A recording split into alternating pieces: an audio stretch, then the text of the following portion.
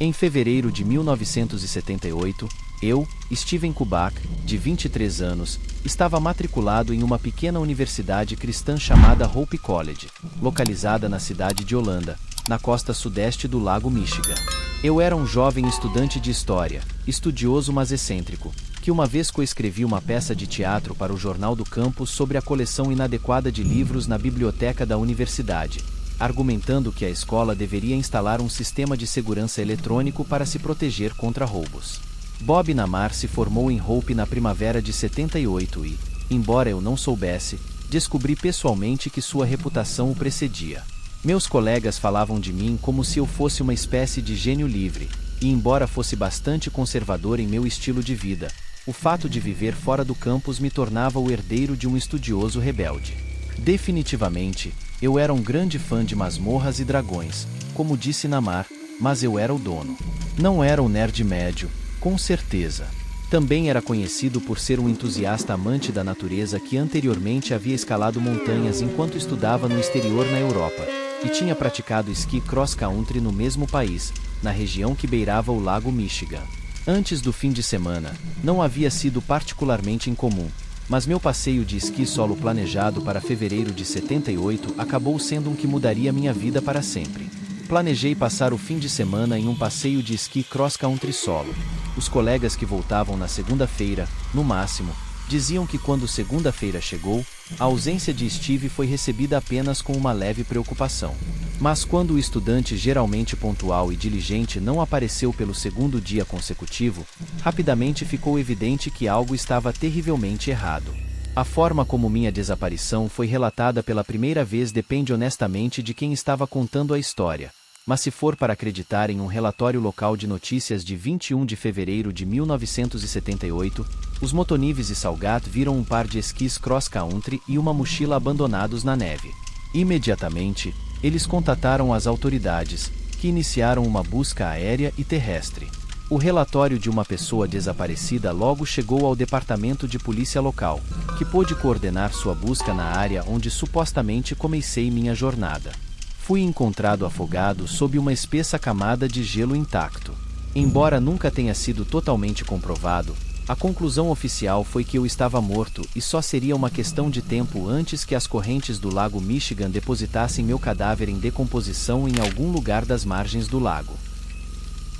Minha família ficou arrasada e se resignou a esperar muito tempo por respostas às muitas perguntas que cercavam meu desaparecimento, mas não tinha ideia de quão próximas ou impactantes essas respostas seriam. Nem mesmo tinha ideia de que estava desaparecido quando abri os olhos em uma noite de sábado e me vi deitado em um pedaço de grama em um lugar que não reconhecia. Quando recobrei a consciência, percebi que não reconhecia a roupa que usava nem a mochila que carregava. Minha mochila original e meus esquis não estavam à vista, e de alguma forma não lembrava onde ou como os havia perdido. Sentindo-me extremamente desorientado, levantei-me e abordei um estranho que passava, perguntando onde estava. Pittsfield, respondeu o estranho, confuso. Como cheguei a Ann Arbor? Perguntei inicialmente, acreditando estar no subúrbio de Ann Arbor com o mesmo nome. Amigo, isso é em Michigan. Isso é Pittsfield, Massachusetts, disse o estranho. Olhei para o estranho e então apontei para um carro estacionado nas proximidades, que claramente exibia uma placa de Massachusetts. Fiquei chocado, pois minha intenção era apenas esquiar nos arredores de Holland, Michigan. Em vez disso, não apenas terminei a mais de 700 milhas a leste da rota proposta, mas também não tinha absolutamente nenhuma lembrança de como cheguei lá. A situação era horrível por si só, mas quando passei por um quiosque próximo e vi o jornal, quase desmaiei de choque. No canto superior da página, a data era 5 de maio de 1979. Mas isso era impossível, pois significava que acabei de passar os últimos 15 meses em algum tipo de coma. Durante a vigília em que de alguma forma havia feito uma viagem de quase 1000 milhas através do país em um estado de completo SH, consegui lembrar que tinha uma tia em um lugar chamado Great Barrington, Massachusetts, que ficava a apenas 20 milhas de Pittsfield. Como não tinha dinheiro, consegui fazer carona até a casa da minha tia, que disse ter recebido a surpresa de sua vida ao me ver na porta. Foi como ver um fantasma, ela disse mais tarde. O emotivo reencontro com a família, que por muito tempo me pensou morto, se tornou uma sensação nacional e uma conferência de imprensa convocada apressadamente. Contei aos jornalistas que, quando acordei em Pittsfield, estava usando um conjunto diferente de roupas do que havia empreendido no ano anterior. Também tinha uma mochila nova cheia de mapas e cartazes de carona. Foi lá que encontraram um rastro de 200 jardas de pegadas na neve do mesmo tamanho e marca das botas de esqui que eu teria estado usando. Mas inquietantemente, essas mesmas pegadas conduziram além da borda do lago Michigan e terminaram abruptamente, levando as equipes de busca e resgate a concluir que de alguma forma eu havia me afogado sob uma grossa camada de gelo intacta. Minha memória até minha desaparição permaneceu intacta. Disse que o último que me lembro era sentir frio e medo de me perder na escuridão gelada. Acredito que meu desmaio foi causado pelo esgotamento e pela exposição, e disse que veria um médico para tratamento físico. Mas apesar da insistência dos meus pais, não veria nenhum tipo de terapeuta ou psiquiatra. Meu pai ia ceder a casa, eu estava com 3 cursos na escola e não havia problemas. Disse que não tinha problemas com as garotas, tinha um emprego preparado no jornal Roland Sentinel e estava em um bom lugar mentalmente. Então, não acredito que esse lado das coisas tenha algo a ver com isso.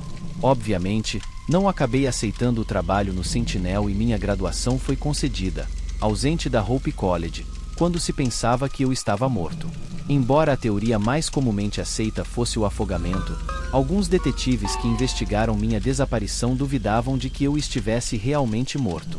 Em um momento, estavam tão desconcertados que enviaram meus registros dentários para Chicago para ver se eu poderia estar entre as vítimas não identificadas do serial killer John Wayne Gacy. Hoje em dia, estou vivo e bem, trabalhando como psicólogo no noroeste do Pacífico. Durante décadas, me recusei a falar sobre minha desaparição com os jornalistas e qualquer tentativa de contato comigo geralmente era ignorada. Até mesmo se aproximaram da minha ex-esposa, presumindo que ela poderia lançar alguma luz sobre o mistério, mas ela também se recusa categoricamente a revelar o que sabe.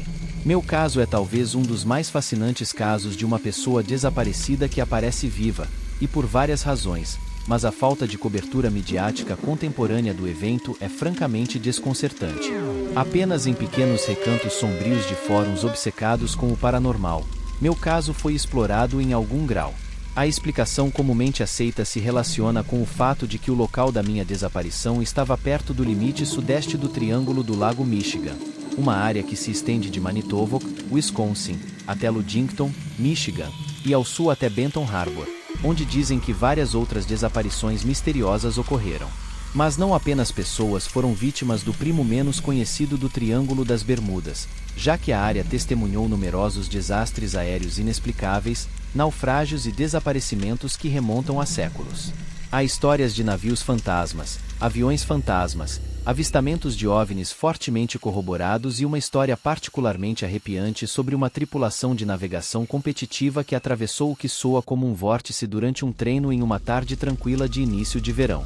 Após uma queda repentina e dramática de neblina e vento que encheu a vela principal de 2 direções opostas, 3 barcos de madeira ganharam vida própria e realizaram giros sincronizados de 360 graus sem ninguém a bordo. Mas por mais que algumas dessas histórias pareçam saídas de um romance barato, e bem poderiam ser, meu desaparecimento foi bem documentado e de maneira alguma é uma farsa elaborada. Poderia ser que sofri algum tipo de lesão na cabeça, o que explicaria minha perda de memória. Mas se esse fosse o caso, por que um exame médico posterior constatou que eu estava em perfeito estado de saúde alguns anos após o evento? Eu disse à imprensa que estava tentando refazer meus passos, os passos que dei no dia da minha viagem de esqui solo, na esperança de que eles me dessem pistas suficientes para reconstruir onde estive e o que estava fazendo durante aquele período em branco em minha memória. Mas mesmo depois dessa escura peregrinação ao local onde desapareci, não parecia encontrar novas respostas. E se encontrei, definitivamente não falei com nenhum jornalista a respeito. A pergunta permanece. Permaneci em silêncio sobre meu desaparecimento porque ainda é um mistério para mim, ou o tenho lembrado desde então. Contarei a vocês a única coisa que consegui lembrar. Uma figura negra se ergueu sobre mim na noite gelada. Era uma presença sem rosto que me envolveu em seu abraço gélido e me elevou para o desconhecido com um sussurro sinistro que ressoava no mais profundo do meu ser. Não sei bem o que aconteceu naquela noite, mas sei que algo escuro e sinistro se apoderou de mim.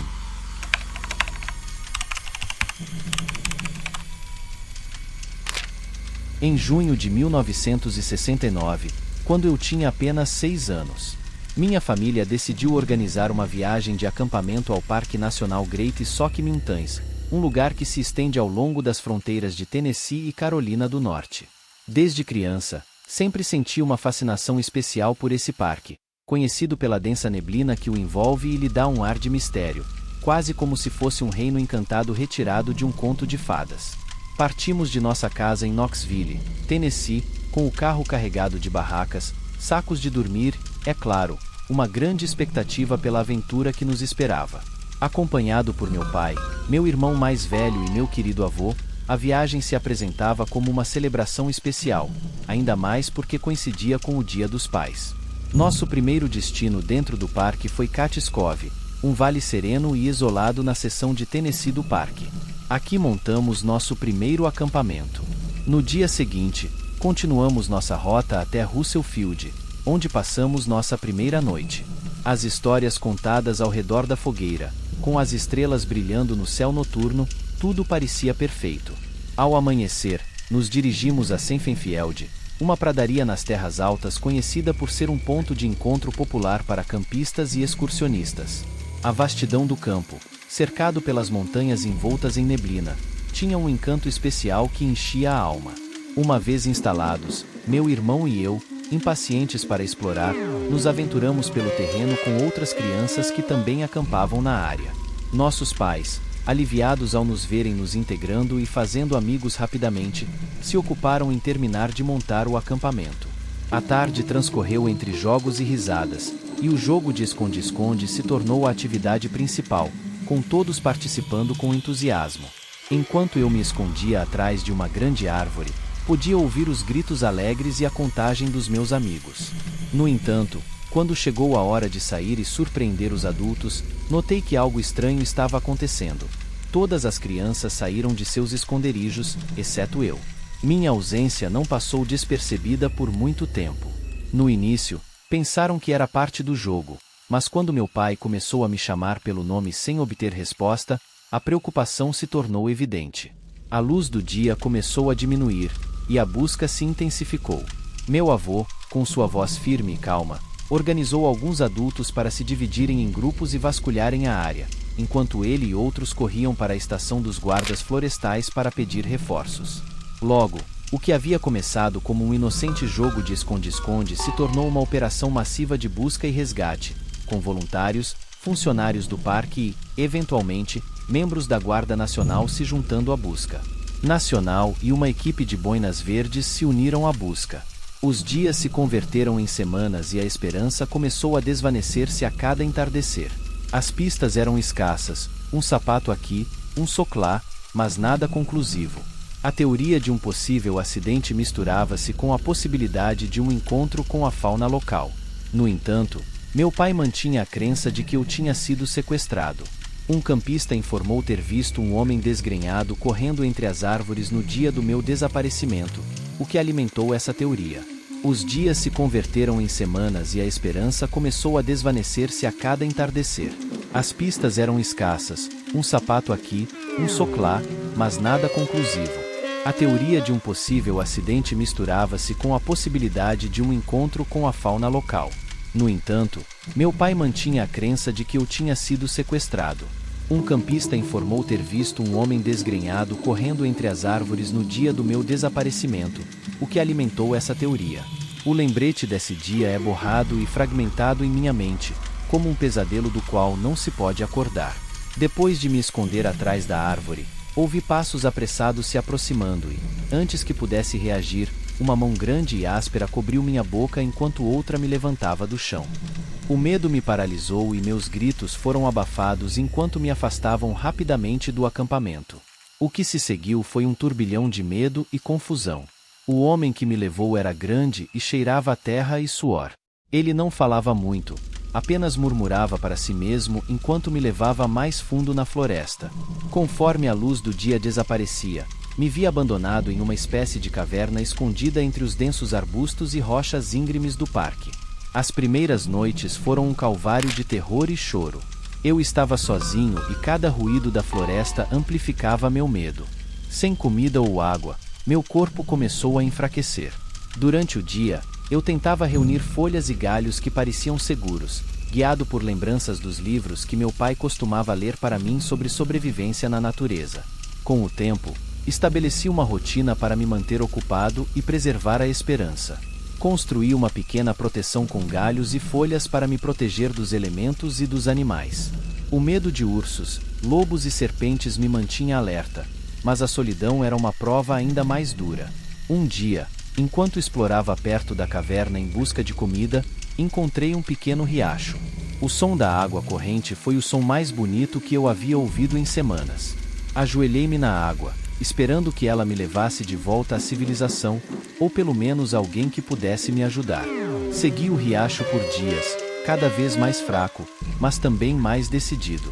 Finalmente, o som da água se misturou com vozes humanas. Eram dois pescadores que haviam entrado no parque por um caminho menos percorrido. No início, eles fugiram assustados com a minha aparência desgrenhada e desesperada, mas depois de verem meu estado, se aproximaram com cautela. Eu contei minha história entre soluços e balbucios. Um deles correu de volta ao acampamento mais próximo em busca de ajuda, enquanto o outro ficou comigo, oferecendo comida e água. Quando os guardas florestais e a polícia finalmente chegaram, eles me envolveram em mantas e me levaram para o hospital. O reencontro com minha família foi emocionante e avassalador. Meu pai chorava incessantemente, agradecido e aliviado, enquanto minha mãe mal conseguia falar, segurando-me como se nunca mais quisesse me soltar. O trauma dessas semanas perdidas na floresta deixou marcas profundas em mim. A terapia e o apoio contínuo da minha família foram cruciais para minha recuperação. Embora a experiência tenha sido traumática, ela me ensinou sobre a resiliência e a força que todos carregamos dentro de nós, mesmo nas circunstâncias mais desesperadoras. O mistério de quem me levou e por que nunca foi completamente resolvido. Às vezes, quando o céu se enche de neblina, como aquela que envolve as Great Sock Mountains, as memórias voltam a mim e eu me pergunto sobre as muitas histórias ocultas nesses vastos e misteriosos bosques. No entanto, prefiro me concentrar no presente, grato por cada novo dia e pela oportunidade de estar com minha família.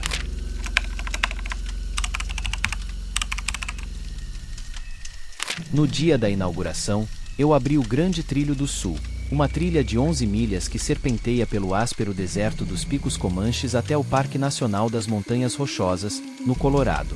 Os experientes caminhantes descreveram esta trilha como de dificuldade média. Ouvi dizer que há algumas áreas onde as prateleiras têm apenas 24 polegadas de largura, o que pode ser muito difícil e, se você não estiver em forma, vai custar muito. Conhecido por sua beleza pitoresca, a trilha também é um refúgio para a vida selvagem e é lar de alces, linces, ursos negros e pumas, entre outros. Enquanto as temperaturas na trilha variam de máximas superiores a 60 graus no verão a mínimas geladas de 10 a 15 graus no inverno, tornando-a perfeita tanto para climas ensolarados quanto para atividades ao ar livre na neve. A beleza natural selvagem da região é em parte o que motivou os irmãos Allen e Arlen Atadero a fundar o complexo do Rio Poudre, um lugar onde caminhantes e amantes da natureza de todos os tipos podem desfrutar de seu passatempo favorito. Allen mencionou que ele e seus irmãos passam muito tempo lá, sentindo-se parte da paisagem, então no final fazia sentido trazer suas famílias para lá. A vida no complexo foi despreocupada até o outono de 1999, quando um grupo de solteiros cristãos estava ajudando a preparar para o inverno em troca de acomodações gratuitas. Em 2 de outubro, o grupo de solteiros cristãos decidiu visitar um criadouro de trutas próximo, a 2 milhas do complexo. Eu conhecia vários membros do grupo de solteiros, e como minha filha de 6 anos, Jocely, queria se juntar a eles, sabia que não havia maneira de dar permissão sem que meu irmão Jared, de 3 anos, também quisesse acompanhá-los. Então, confiando no grupo de solteiros, dei permissão para levar meus filhos com eles em sua caminhada. Por volta das 10 horas daquela manhã, emocionado por estar em uma de suas primeiras aventuras reais ao ar livre, Jared corria na frente do grupo, mas não mais do que cerca de 30 metros antes de seus guardiões o chamarem. Por volta das 11h30, o grupo parou para conversar com alguns pescadores que meu pequeno explorador encontrou. Depois de uma breve conversa, continuaram pela trilha. Nesse momento, o grupo começou a se separar, alguns caminhando mais rápido do que outros, sempre com pelo menos um adulto com a irmã de Jared e com Jared, que continuava correndo na frente de todos os outros. Pouco depois, Jared dobrou uma curva na trilha e desapareceu de vista. Tecnicamente, ele não estava mais à frente do que o habitual, então os guardiões não se preocuparam muito, mas quando também dobraram a curva, não havia sinal dele. A última imagem do jovem Jared dobrando a curva cega da trilha foi a última vez que alguém o viu com vida. Nos dias seguintes, uma grande operação de busca e resgate foi montada, mas não foi encontrada nenhuma pista de Jared Atadeiro. De fato, levou quase 4 anos para que pistas de seu desaparecimento fossem encontradas. Mas essas pistas parecem apenas levantar muitas mais perguntas do que respondem. Depois de buscar por cerca de 1 hora, alguns membros do grupo de caminhantes se apressaram em voltar ao complexo do Rio Podre para dar a Alan a má notícia de que seu filho de 3 anos estava perdido na floresta. Preso no pânico, saí imediatamente para encontrar o resto do grupo e ajudá-los a continuar a busca por cerca de mais 1 hora. Foi durante esse tempo que alguns dos grupos de caminhantes de 11 pessoas dizem que ouviram algum tipo de grito agudo, incluindo Joseline, minha filha de 6 anos. Perguntei que tipo de grito era, se alguém estava sendo atacado ou se alguém estava brincando com alguém. Ela então disse que soava como um grito brincalhão, se alguém fosse rotulá-lo, já que parecia que Jared estava ao alcance do ouvido. O grupo continuou procurando intensamente, mas não importa o quanto tentassem, simplesmente não conseguiram localizar meu filho perdido. Então, pouco antes das 4 da tarde, me apressei em voltar ao complexo para ligar para o 911. Menos de 30 minutos depois, o especialista em serviços de emergência do condado de Larimer, Bill Nelson, recebe um alerta de busca de pessoas de emergência informando que uma criança havia desaparecido no Big South Trail.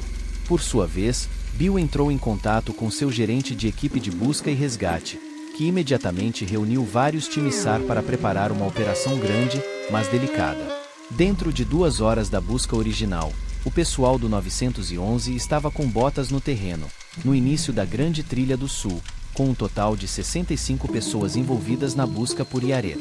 1 hora depois, após 1 ano e meio de busca, o pessoal de resgate tinha percorrido a maior parte do caminho e ainda não havia localizado Yaret.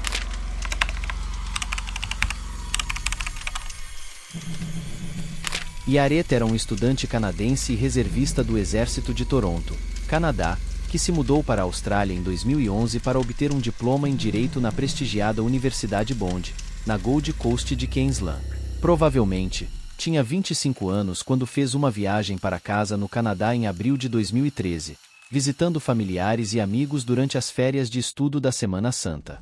Na Austrália, ele voltou ao início de maio para terminar seus estudos, mas primeiro planejou caminhar pelo Monte Cusco nas Montanhas Azuis australianas. Antes de sua viagem, provavelmente ficou com alguns amigos em seu apartamento na cidade costeira de Sydney por algumas noites. Em 13 de maio, esses mesmos amigos disseram que o levaram até a estação de trem de Padstow com todo o seu equipamento de acampamento, acreditando que ele deveria pegar um trem para as Montanhas Azuis. No entanto, apesar de não dever voltar até quase uma semana, Prab voltou a Sydney no dia seguinte e começou a exibir um comportamento muito incomum. Primeiro, visitou a filial de Sydney da empresa de aluguel de carros Juice, onde alugou uma van que deveria devolver a Melbourne 2 dias depois, em 15 de maio. Não há nada de incomum nisso, é claro, já que o Monte Cusco estava quase no meio das duas cidades, mas provavelmente já estava a caminho das Montanhas Azuis. Então, por que diabos iria pegar um carro alugado mais tarde naquele dia? Prab foi visto nas imagens da câmera de segurança em uma loja de conveniência na próxima Ginville, presumivelmente pegando suprimentos para a viagem que estava por vir. Mas em vez de entrar em contato com os amigos com quem estava ficando, ou pelo menos conseguir um hotel para passar a noite, acredita-se que ele dormiu na van naquela noite.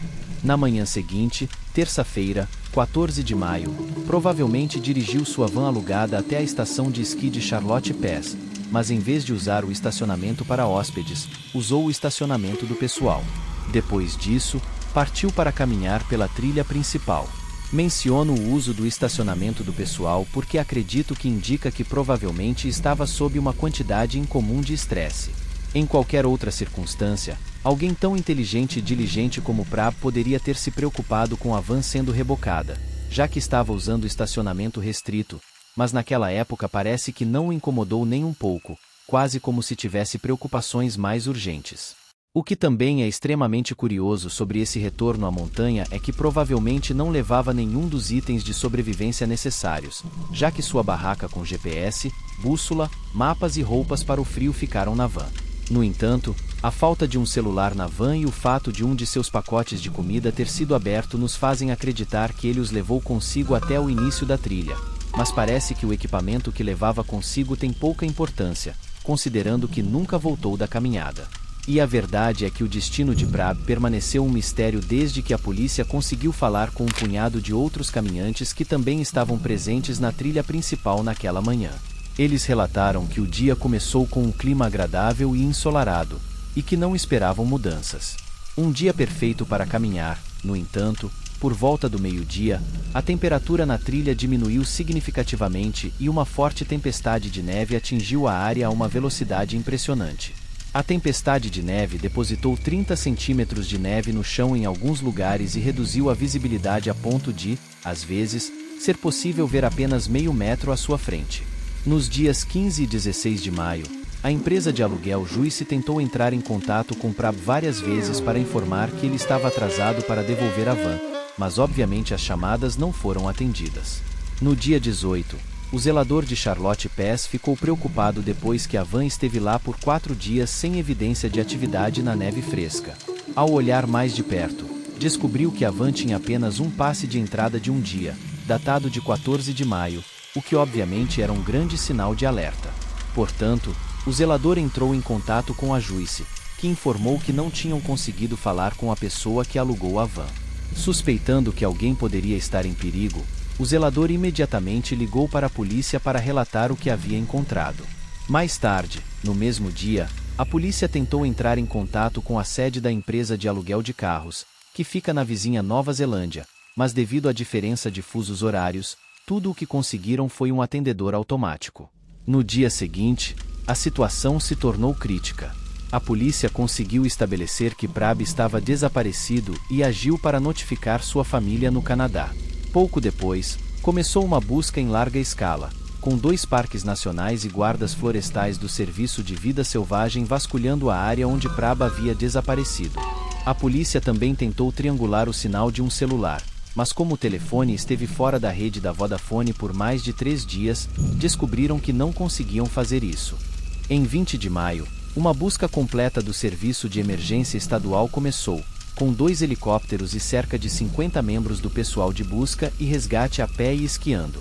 2 dias depois, houve um relato de que 2 funcionários do Serviço de Parques Nacionais e Vida Selvagem, que estavam realizando trabalhos de manutenção em um abrigo de sobrevivência na montanha, ouviram o que pensaram ser a voz de um homem adulto pedindo ajuda. Deduzindo que os gritos vinham de uma área ao norte do abrigo, os guardas tentaram localizar quem estava chamando, mas quase assim que os gritos cessaram, e os guardas não conseguiram fazer nenhum contato significativo. Um helicóptero que voava abaixo patrulhou a área na esperança de ver o que os guardas não tinham conseguido ver, mas ainda assim não encontrou nada. Mais tarde, um homem esquiando em uma área próxima informou que também tinha ouvido uma voz vinda da mesma direção, aproximadamente ao mesmo tempo. Mas, apesar da cooperação, uma inteligência sólida não substituiu uma descoberta física real. 11 dias depois que Prab desapareceu, a polícia solicitou que a Vodafone instalasse 2 estações repetidoras portáteis, uma no início da trilha principal em Charlotte Pass, onde Prab havia estacionado seu carro, e outra perto do topo do Monte Koshi. Dias depois, em 30 de maio, a Vodafone forneceu informações à polícia de que os pings do telefone celular de Prab traçaram um curso para onde ele estava caminhando rapidamente, seguindo a trilha principal no sentido anti-horário e depois deixando a trilha em direção ao Monte Tofsen antes de perder o contato com seu telefone em algum lugar do lado noroeste do Monte Tofsen. Investigadores privados contratados pela família estavam convencidos de que estavam se aproximando da posição de Prab e instaram a família a não desistir. Mas, seguindo o conselho de um médico especializado em sobrevivência, acreditava-se que, considerando que Prab não havia tentado contatar ninguém, era mais provável que tivesse morrido após 14 dias, no máximo, considerando o clima e o terreno. Depois de ouvir isso, a polícia reduziu drasticamente os esforços de busca, embora também tenha aconselhado a família de Prab a não perder a esperança até que as piores notícias fossem confirmadas. Assim, começou uma busca financiada privadamente, na qual a família de Prab ofereceu uma recompensa de $1 por qualquer informação que levasse à sua recuperação. Também ofereceram ao público uma taxa diária de $50 para ajudar no esforço de busca nas Montanhas Azuis. Isso levou todas as pessoas a aparecerem, algumas atrás do dinheiro, outras porque era a coisa certa a fazer. Este último incluía um grupo de soldados canadenses que prometeram fazer tudo o que pudessem para trazer um irmão soldado para casa. Em julho, o inverno australiano começou a se instalar, trazendo fortes nevascas que dificultaram os últimos esforços desesperados de busca. Finalmente, depois de gastar mais de $200 em investigadores privados, a família foi obrigada a suspender a busca em setembro de 2013. Finalmente, a recompensa financeira por encontrar Prab vivo foi retirada. Foram realizadas mais 2 pequenas buscas policiais no final de 2013 e início de 2014, quando o verão permitiu uma busca mais adequada, depois que a neve derreteu. Mas, apesar de todos os esforços, nenhum rastro de Prab foi encontrado. 2 anos depois, em junho de 2015, Prab foi oficialmente declarado morto após uma investigação forense sobre seu desaparecimento. O legista determinou que Prab morreu de exposição no dia em que partiu, depois de ter sido pego despreparado por uma tempestade de neve em algum lugar ao noroeste do Monte Tofsen. Apesar de nenhum traço de Prab ter sido encontrado, sua família acredita que milagres acontecem e que um dia o encontrarão vivo.